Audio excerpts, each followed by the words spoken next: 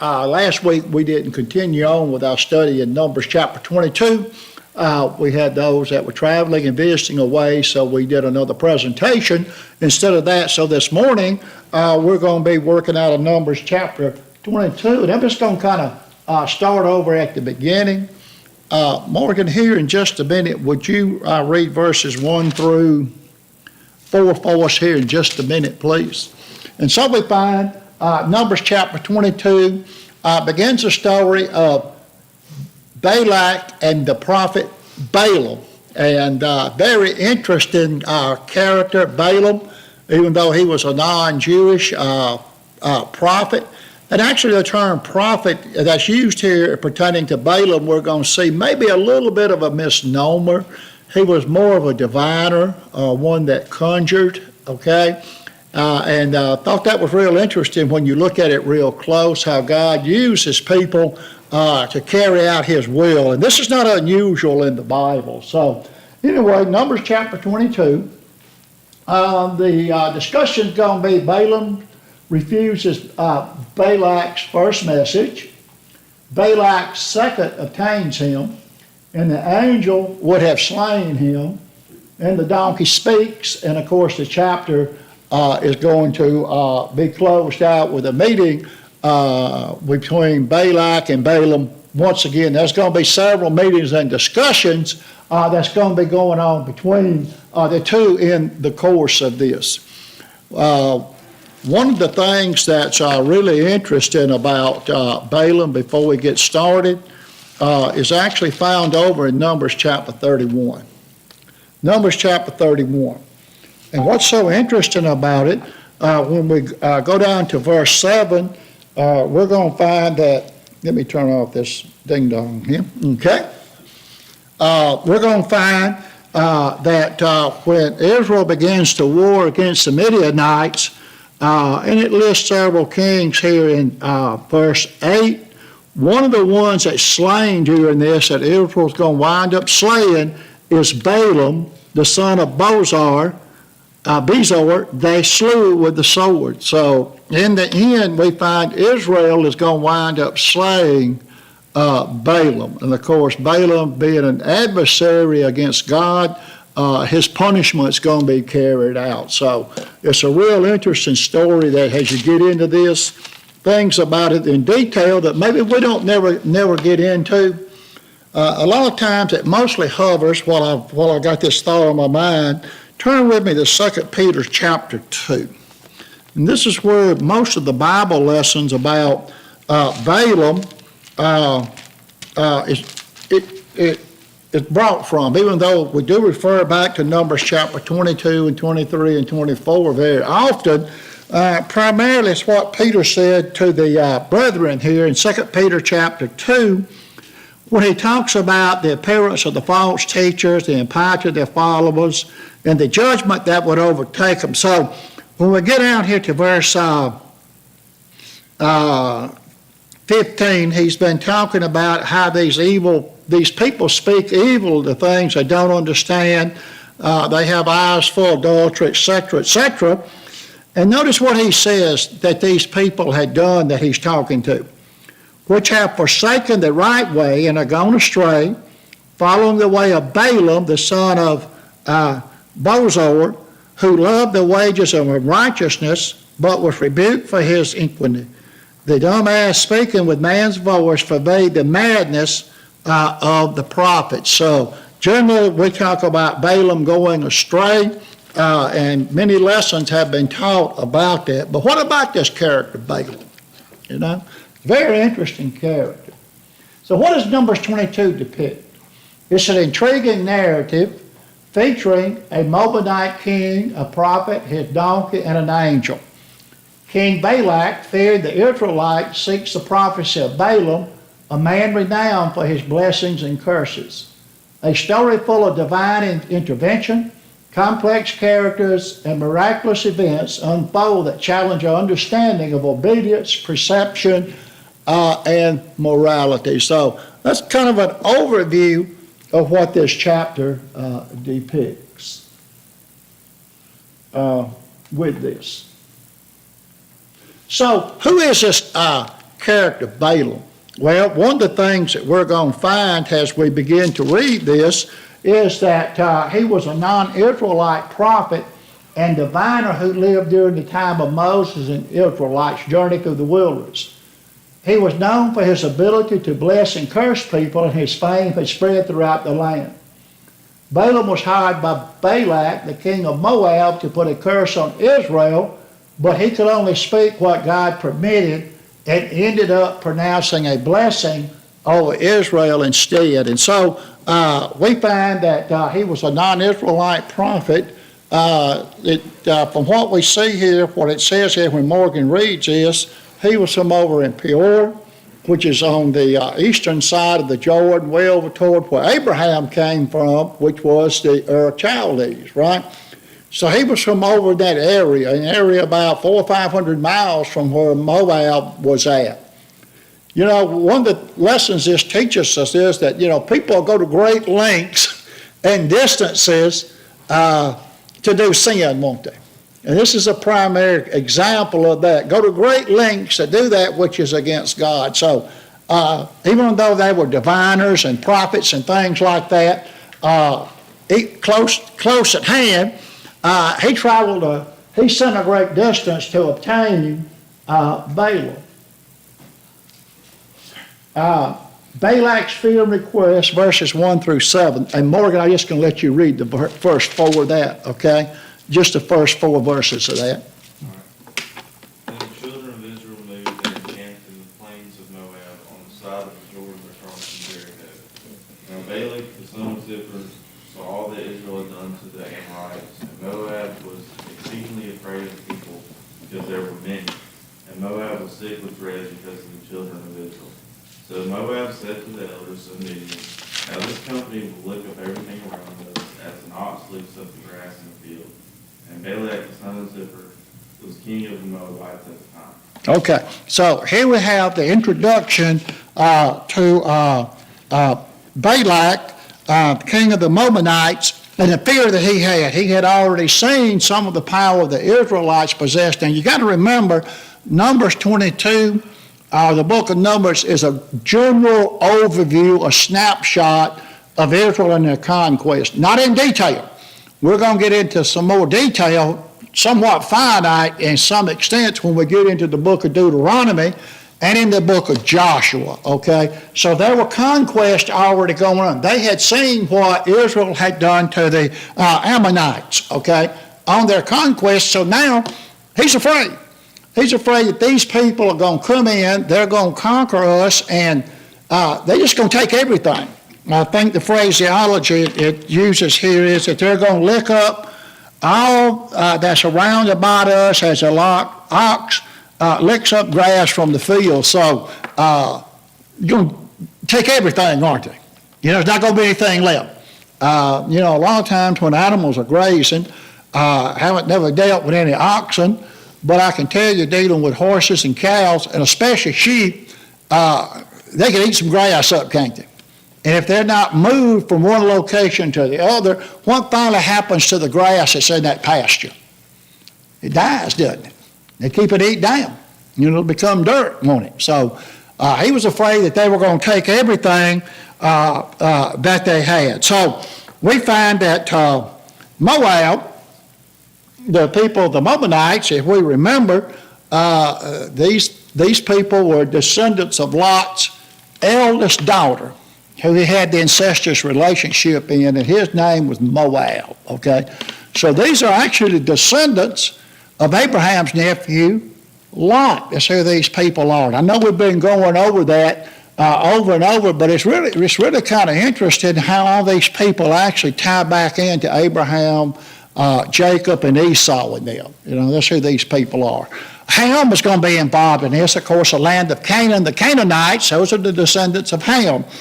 And so when we begin to talk about some of those people, the Amorites, for example, are a descendant of the son of Ham, okay? So we can see how all this ties in together. Sometimes when you read this and you see a list of these kings in a small area, you sometimes wonder if the King James Version uses the term king to denote them.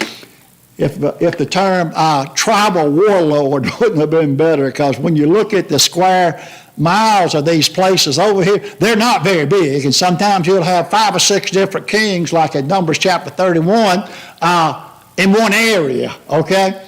And so you just have to wonder sometimes about these people if they wasn't a lot of them. Now, King David, of course, was a king over a vast territory. King Solomon, like it. The king of Egypt, we know that was a vast territory. But when you really look at it, these tribes, if you will, they were not really huge in nature like we think of a kingdom, okay? So anyway, so this is the setting here.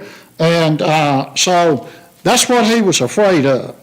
Balak was. He was so afraid of these people. Eric, go ahead and read verses 5 and 6.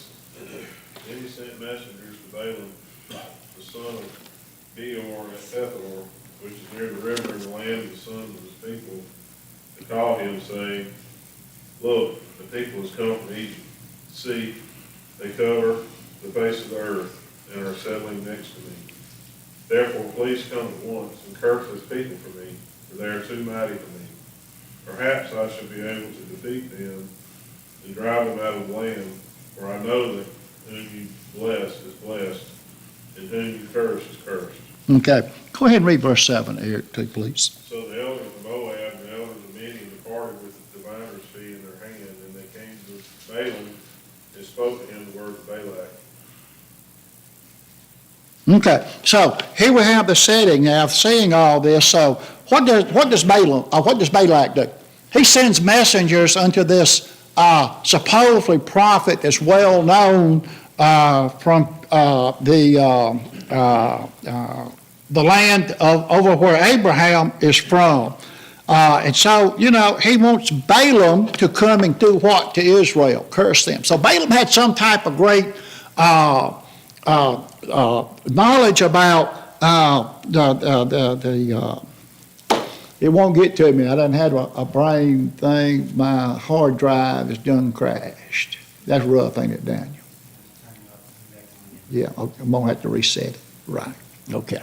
All right. So, anyway, he sends for Balaam to come to curse these people. So Balaam had some type of notoriety, if you will, of fame about what he did, okay? We think about Simon the sorcerer that bewitched people, and they thought he was a great prophet among the people, but, he practiced witchcraft. So he had some type of power over these people.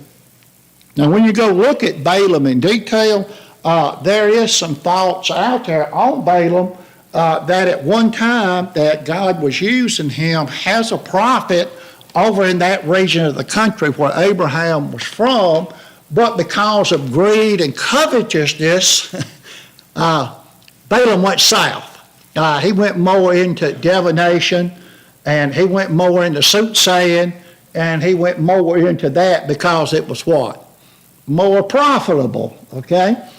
So there is some thoughts that Balaam at one time was maybe looked upon with somewhat of a favor with God. Now, does the Bible say that? No. Go ahead, Daniel.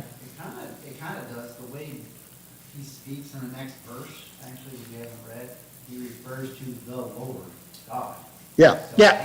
He's going to look for his word, may not follow it, but Yeah, right. at one particular time, he may have followed God. Right, yeah. Or at least he had some in-depth knowledge of the Jewish religion. Okay, so there is some thought there in that, and that's very good. That is a good point to make. It does kind of indicate that maybe at one time God did use him for the good, okay? But, as we see, he went south with all this. And, kind of like we think about people knowing who the God of heaven is and maybe have been in the church for a long period of time, and they leave and they go back into the world and they go off into things that, that's not approved of God. But we know God uses these people. You think about God, speaking to the heathen king Abimelech down there in Egypt when Sarah had told him that was his sister instead of his wife, and of course God come to Abimelech and told him, no, she's not. So, and Laban too, Genesis 31:24. So, God does use these people to carry out his will. But anyway, so what we have set up here is, seeing the victory of the Israelites, King Balak of Moab felt threatened and formed an alliance with the Midianites.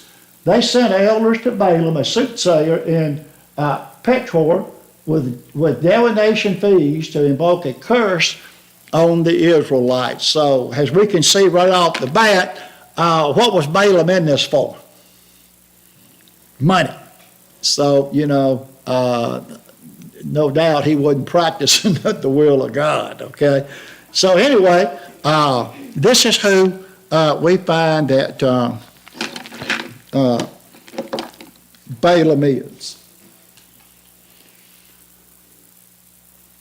This Petor is an ancient city mentioned in the Bible, specific in the book of Numbers. It describes a location near the Euphrates River in Mesopotamia, which is modern-day Iraq. Of course, we said the country of Abraham. Petor is known as the home of Balaam, a prophet who was summoned by Balak, the king of Moab, to curse the Israelites. So we kind of covered that pretty good, I think.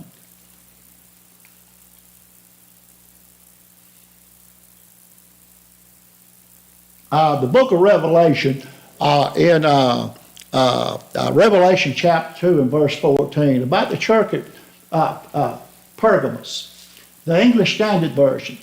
But I have a few things against you. Remember what we talked about 2 Peter chapter 2, how Balaam is portrayed as the evil one and the one that speaks against God, stands against God. He's a soothsayer, he's a diviner, that type of thing.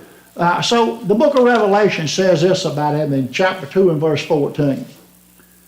But I have a few things against you. You have some there who hold the teachings of Balaam, who taught Balak to put a stumbling block before the sons of Israel, so they might eat food sacrificed to idols and practice sexual immorality. So, boy, that really paints a picture, doesn't it, about who Balaam was, in the eyes of God. So, really, when you look at the overall picture, there's really nothing good said about Balaam, is there? He was a very turned out to be a very wicked character with a heart full of greed.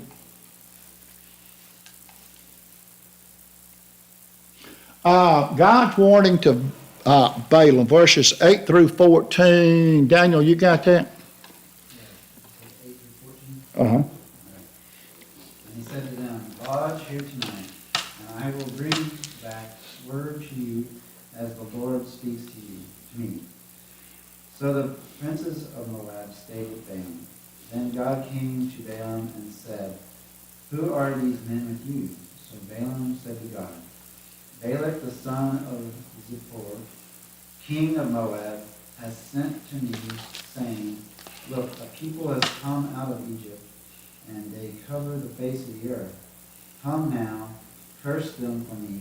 Perhaps I shall be able to overpower them and drive them out. And God said to Balaam, You shall not go with them. You shall not curse the people, for they are blessed.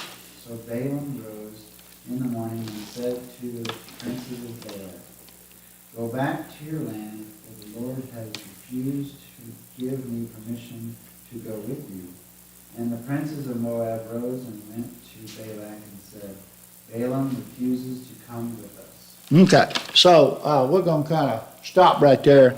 The way I got this broke out is I got these slides, but in my Bible I have these conversations kind of highlighted, and I know there's some information the Bible gives that I don't have in these slides, so I'm trying to do in this two different ways to kind of break it out in the sections at which it is like a conversation that you would be having on the street, okay? So this was God's warning to Balak. So when did he come to Balaam?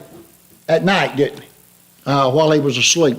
How did he come to Abimelech when he warned about Sarah at night in a dream, didn't he? So it's not unusual. And these are just a couple of characters. There are others in the Bible that we could go to that God used to carry out his will. So God did come to him. There again, there seemed to be, as Daniel alluded to, some type of relationship, maybe at some point in time, between God and Balaam. The way this thing is shaken out, but we know we're going to see Balaam is full of greed. That's why he's doing what he's doing. So, and we see, God's response. God comes to Balaam and he says, what these men want? God knew what they wanted, didn't he? He just wanted to hear Balaam say it. He wanted to hear Balaam say it so Balaam would understand what they wanted. But what's God going to tell him? These are blessed people. And you're going to see that Balaam is not going to be quite forthcoming to Balak when he repeats this, okay? He just says, I'm not going. He wasn't going to say, well, God came to me and told me these people are blessed, you better leave them alone and let them come on through, okay? He didn't do that. Still alternative motives in this. What would be an alternative motive to Balak in his heart? To Balaam? More money. Maybe, in my heart, God told me this, but in my heart, maybe I can stall this a little bit and and we're going to see that. They're going to send more money, aren't they, and goods to Balaam. So, verse 15, and Balak sent yet again princesses more and more honorable than they. So, here again, here we go. So what was really God's warning to Balaam? Don't you curse them people. They're going to be blessed. That was his warning, wasn't it? Don't you do that, okay? Just like he warned Abimelech about Sarah. Don't you do that, okay? That's a man's wife, so. And Balaam invited the messengers to stay overnight awaiting God's instructions. God warned him not to go with the messengers or curse the Israelites because they are blessed. The next day, Balaam told the men that he could not go with them, so they left. So Balaam said that, he couldn't go with them, so they left, But, he didn't tell them why he couldn't go with them, did he? When you go back and look, he just said that he wasn't going with them.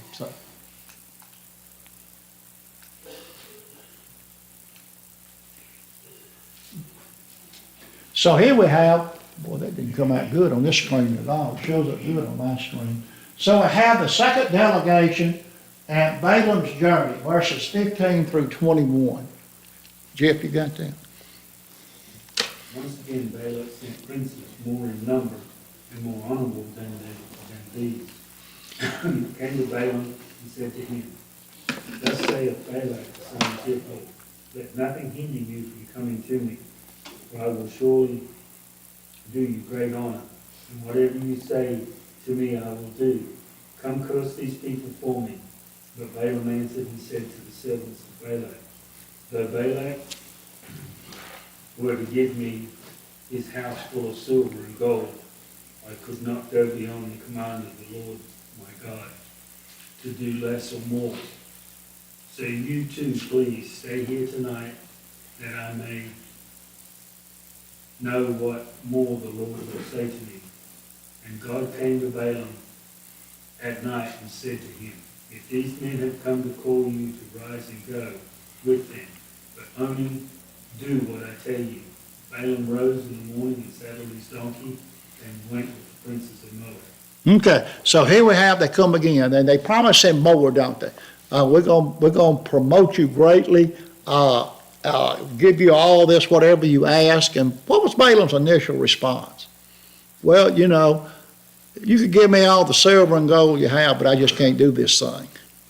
But, it's kind of like today, we use the old adage sometimes, well, would you do this for $100? Oh, no. Would you do this for $10,000?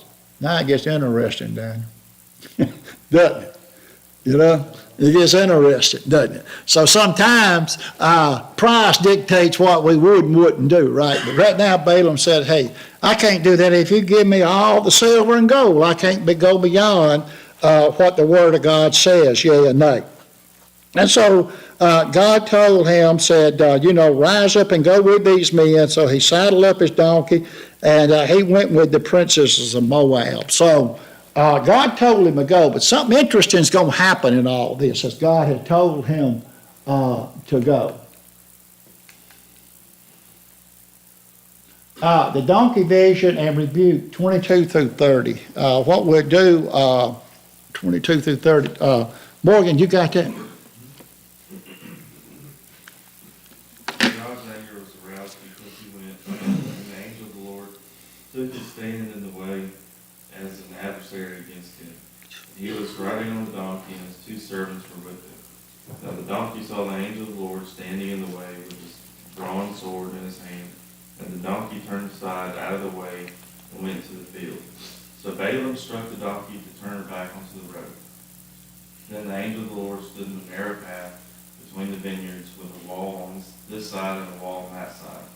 And when the donkey saw the angel of the Lord, she pushed herself against the wall and crushed Balaam's foot against the wall. So he struck her again. Then the angel of the Lord went further and stood in the narrow place where there was no way to turn either to the right hand or to the left. And when the donkey saw the angel of the Lord, she lay down under Balaam. So Balaam's anger was aroused, and he struck the donkey with the staff. And the Lord opened the mouth of the donkey, and she said to Balaam, what have I done to you that you have struck me these 3 times? And Balaam said to the donkey, because you have abused me, I wish there were a sword in my hand, for now I would kill you. So the donkey said to Balaam, am I not your donkey on which you have ridden ever since I became yours to this day? Was I ever disposed to do this to you? And he said, no. Okay, so here we have the story that we very often turn to. We don't look very much at the backdrop of all this and how it got to this point. So one of the things you notice right off, prior verse, God had told Balaam to go with the men, right? Very next verse it says God's anger was kindled against him. Reckon what that was. He told him to go. Was he mad about him going? Or was there something deeper here? If you notice there's something deeper here, God knew that Balaam's heart wasn't right in this thing. He knew that Balaam's intent was not what God wanted him to do. See, he also knew that Balaam was not a true prophet of God, was he? Who could see the angel? The donkey. Well, if Balaam was a true prophet of God, what should he have seen? The angel. You know, very often a lesson's taught on this. It's a shame when a donkey can see more than a man, you know. That's how spiritually blind people can be. The course of nature does what it does, right? Each and every time. The blindness comes in from man. So God knew this about Balaam. And so his anger was going to be kindled against Balaam, not so much that he told him to go, which he did, was the fact that Balaam's heart wasn't right, was it? So his anger is going to be shown forth how? Telling Balaam he was angry, or putting an obstacle in front of Balaam to show him that he was angry.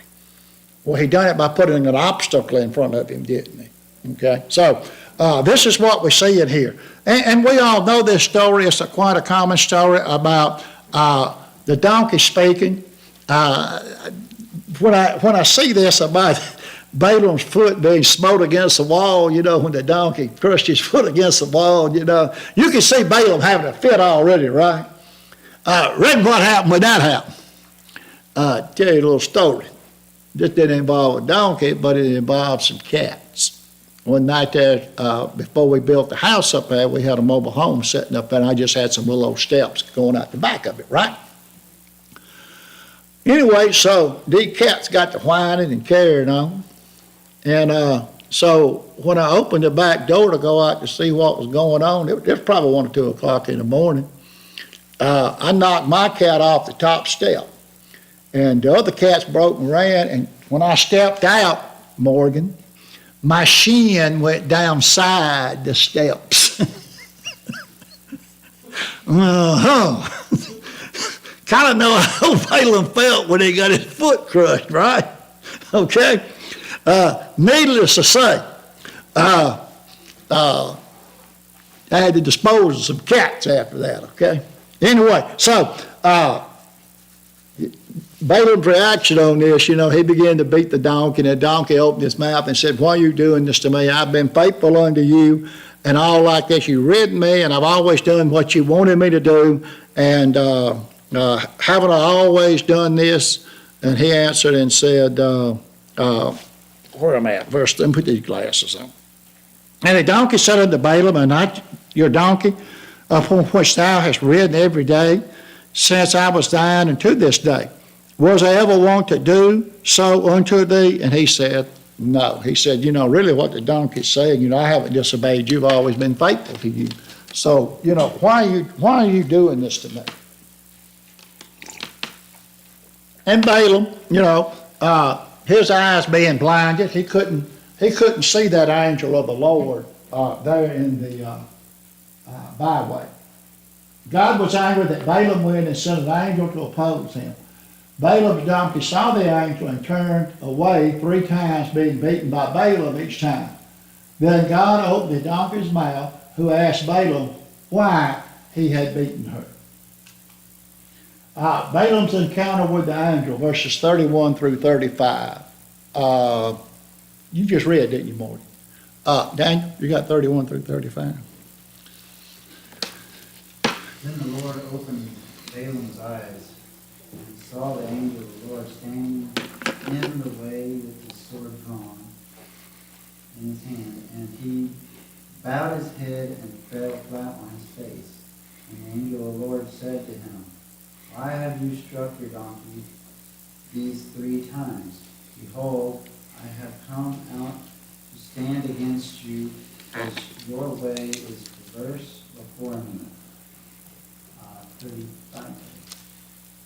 The donkey saw me and turned aside from me these 3 times.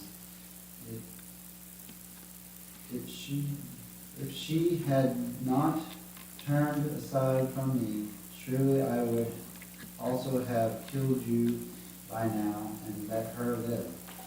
And Balaam said to the angel of the Lord, "I have sinned, for I did not know you stood in the way against me. Now therefore, if it displeases you, I will turn back." And the angel of the Lord said to Balaam, "Go with the men, but only the word that I speak to you, that you shall speak." So Balaam went with the princes of Balaam. Okay. Now, this part of the narrative tells us really what's going on. We keep saying about the heart of Balaam and God being angry with Balaam. Notice in verse 32, it kind of tells us why this event is taking place. "And the angel of the Lord said unto him, Wherefore hast thou smitten thy donkey these 3 times? Behold, I went out to withstand thee, because thy way is perverse unto me."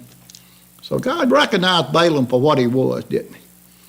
He said, "I went out to meet you. My anger's kindled against you, so I went out to show you that you're not who you think you are."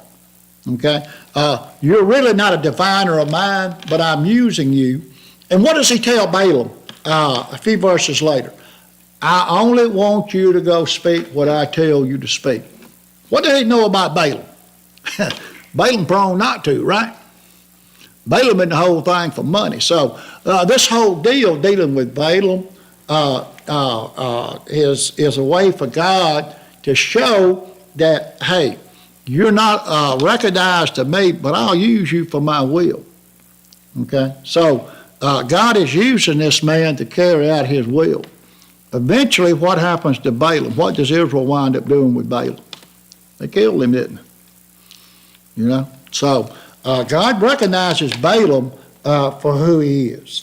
And so God said, "Now I want you to speak those words," in verse 35. So Balaam went with the princesses of Balak. So I won't quit using this white font. It just doesn't show up good on our screen.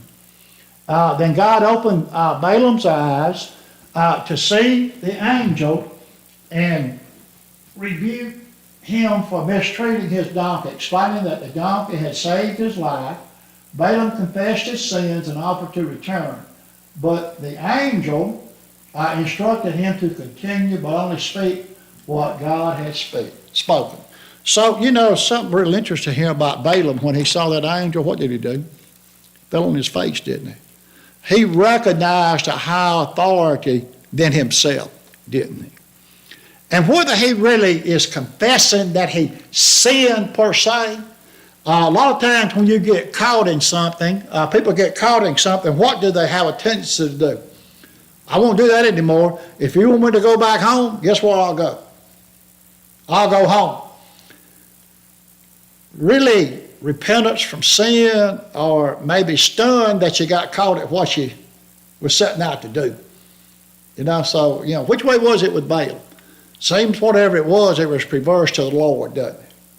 Probably more the latter than the former, okay? Balaam, he done got himself caught in his perverse act, and now he realizes, maybe I'll not go any further seeing this angel, maybe I ought to go back home. Whether he really was sincere about repentance, big question mark with Balaam. Seemed like Balaam got caught, okay? Now Balaam ready to go somewhere else, Maybe kind of like a thief getting caught with the goods he stole. The police has got him. He says, well, I'll go give them back. I'll go give them back. Why are you giving them back? You going to steal any more? So, anyway. Any of you brethren got any comments on that? I've been talking 90 to nothing. It's kind of interesting, isn't it, Jeff? He must have known a good bit about God and the angels. Oh, yeah. And he recognized it.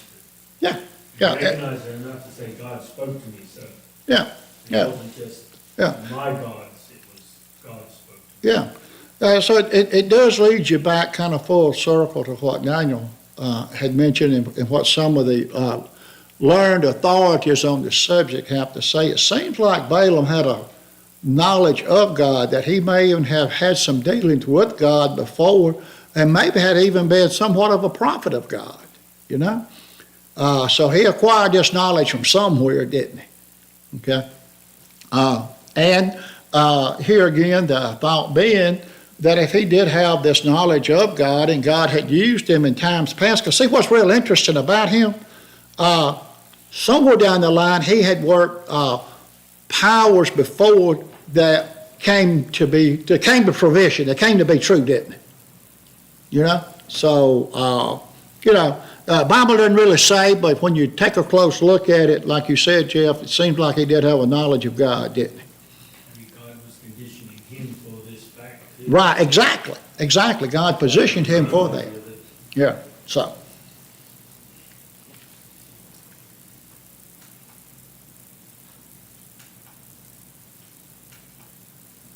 Balak meets Balaam, verses 36 through 41. So, all right, let's see, where am I? Morgan, back to you, I guess.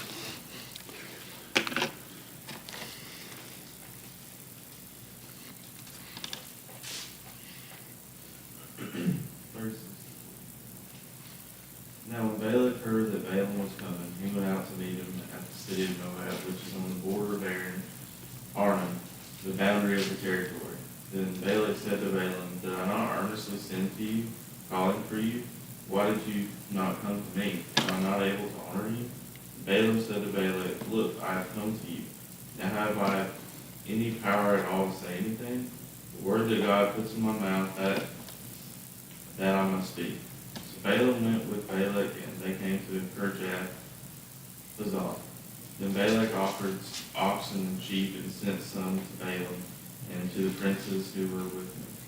So it was the next day that Balak took Balaam and brought him up to the high places of Baal, that from there he might observe the extent of the people. Okay, so finally they meet, okay? There'd been this going on between the first group of princesses and elders that was sent to Balaam, and then the second group went because Balaam refused to go, and of course they were more powerful princesses and had more to offer to Balaam. So finally Balaam meets up with Balak, and kind of an interesting conversation.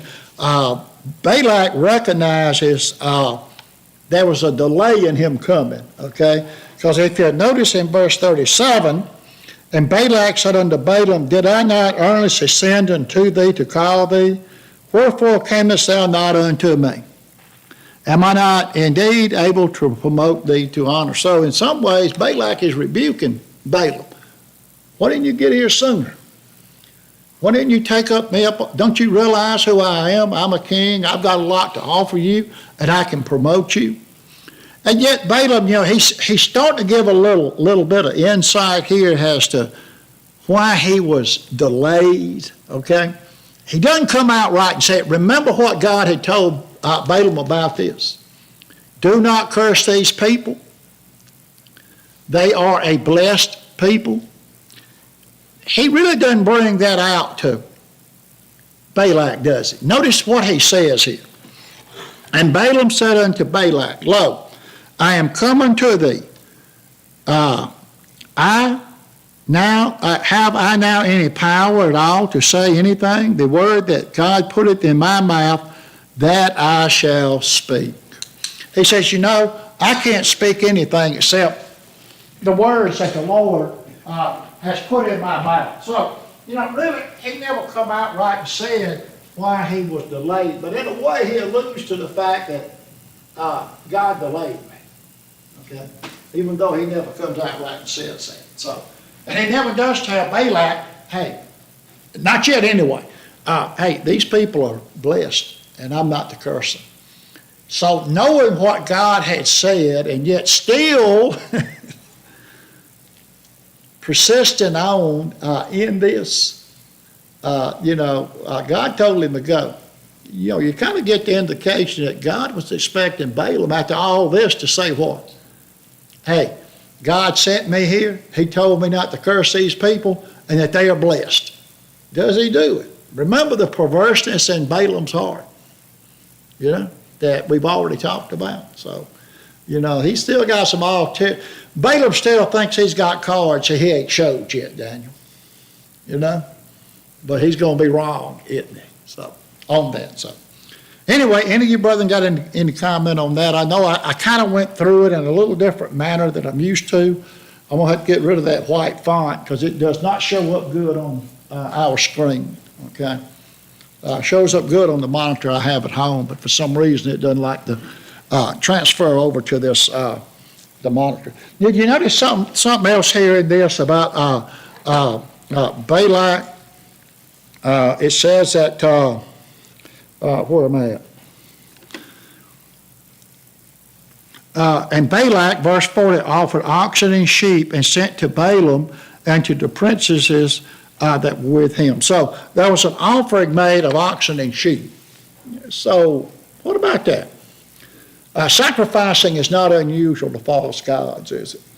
I mean, they use oxen and sheep too, just like the children of Israel did for sacrifices, don't they? But what is the difference in those sacrifices? Well, it's to heathen gods, isn't it? Okay?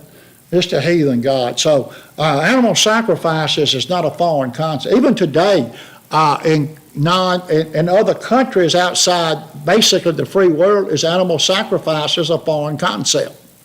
No, it's still there, isn't it? And two, I'm about to ring this buzzer again. And two, notice where he took Balaam to a high place. Kind of a shadow of what was going to happen with Jesus, wasn't it? Jesus was taken to a mountaintop and showed the kingdoms of the world, wasn't it? Well, Balaam was taken to a high place and showed these kingdoms that he might see the utmost part of the people. So what he's looking at now is the children of Israel and all the land that's out there and everything. Okay, so I thought that was real interesting. Brought him up into this high place. Notice who the high place was to. Remember we said the sacrifice of those oxen and sheep was to a false god? The high place he took him to was what? The high place of Baal. Okay? So it wasn't the high place like we think about in this. So, we're gonna stop right there, and we'll pick up with chapter 23, next week, and, we'll go from there.